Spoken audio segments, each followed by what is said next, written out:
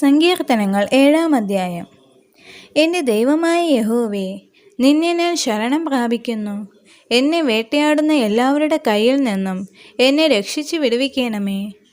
അവൻ സിംഹമെന്ന പോലെ എന്നെ കീറിക്കളയരുതേ. വിടുവിക്കാൻ ആരുമില്ലാതിരിക്കുമ്പോൾ എന്നെ ചീന്തിക്കളയരുതേ. എൻ്റെ ദൈവമായ യഹോവേ, ഞാനിത് ചെയ്തിട്ടുണ്ടെങ്കിൽ, എൻ്റെ പക്കൽ നീതികേടുണ്ടെങ്കിൽ, എനിക്ക് ബന്ധുവായിരുന്നവനോട് ഞാൻ ദോഷം ചെയ്തിട്ടുണ്ടെങ്കിൽ, ഹേതുകൂടാതെ എനിക്ക് വൈരിയായിരുന്നവനെ ഞാൻ വിടുവിച്ചുവല്ലോ. ശത്രു എൻ്റെ പ്രാണനെ പിന്തുടർന്ന് പിടിക്കട്ടെ. അവൻ എൻ്റെ ജീവനെ നിലത്ത് ചവിട്ടട്ടെ. എൻ്റെ മാനത്തെ പൂഴിയിൽ തള്ളിയിടട്ടെ. യഹോവേ, കോപത്തോടെ എഴുന്നേൽക്കണമേ. എൻ്റെ വൈരികളുടെ ക്രോധത്തോടെ എതിർത്ത് നിൽക്കണമേ. എനിക്ക് വേണ്ടി ഉണരണമേ. നീ ന്യായവിധി കൽപ്പിച്ചുവല്ലോ. ജാതികളുടെ സംഘം നിന്നെ ചുറ്റി നിൽക്കട്ടെ. നീ അവർക്ക് മീതെ കൂടി ഉയരത്തിലേക്ക് മടങ്ങണമേ. യഹോവ ജാതികളെ ന്യായം വിധിക്കുന്നു.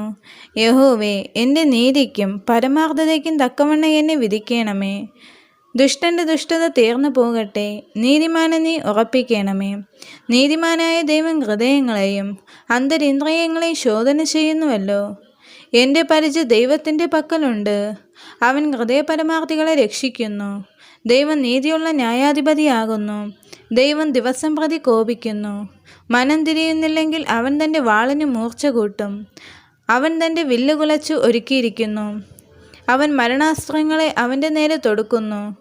തൻ്റെ ശരങ്ങളെ തീയമ്പുകളാക്കി തീർത്തിരിക്കുന്നു. ഇതാ, അവന് നീതികേടിന് നോവ് കിട്ടുന്നു. അവൻ കഷ്ടത്തെ ഗർഭം ധരിച്ച് വഞ്ചനയെ പ്രസവിക്കുന്നു. അവനൊരു കുഴി കുഴിച്ചുണ്ടാക്കി കുഴിച്ച കുഴിയിൽ താൻ തന്നെ വീണു. അവൻ്റെ വേണ്ടാദാനം അവൻ്റെ തലയിലേക്ക് തിരിയും. അവൻ്റെ ബലാത്കാരം അവൻ്റെ നെറുകയിൽ തന്നെ വീഴും. ഞാൻ യഹോവയെ അവൻ്റെ നീതിക്ക് തക്കവണ്ണം സ്തുതിക്കും. അത്യുന്നതനായ യഹോവയുടെ നാമത്തിന് സ്തോത്രം പാടും.